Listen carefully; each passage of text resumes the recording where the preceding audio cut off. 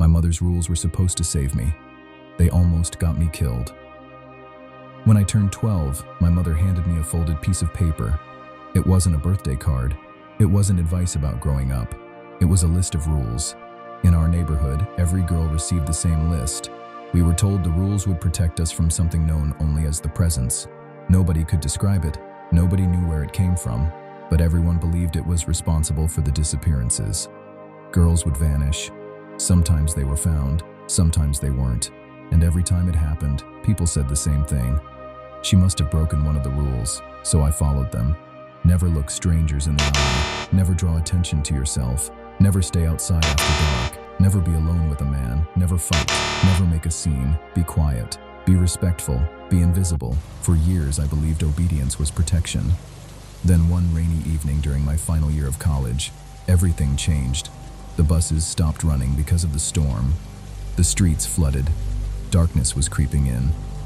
I was terrified of being caught outside after curfew. Then a familiar SUV pulled up beside me. The driver was a man everyone trusted, a respected elder, a family friend, someone who had known me since childhood. He smiled warmly and offered me a ride home. I got in without hesitation. At first, everything seemed normal. Then I noticed we weren't heading toward my neighborhood.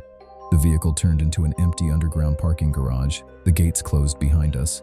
My stomach dropped. The moment he climbed into the back seat, I realized the truth. There was no monster waiting in the darkness. The monster had been sitting beside me the entire time.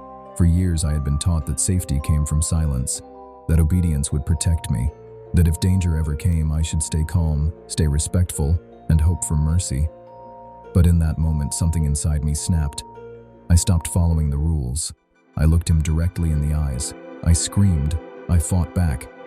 And for the first time in my life, I refused to be invisible. What happened next felt impossible.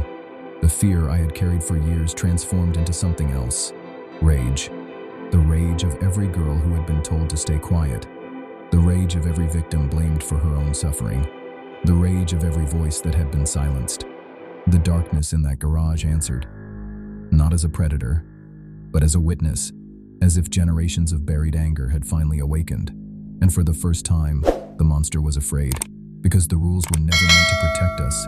They were meant to control us. And once I understood that, I stopped being prey.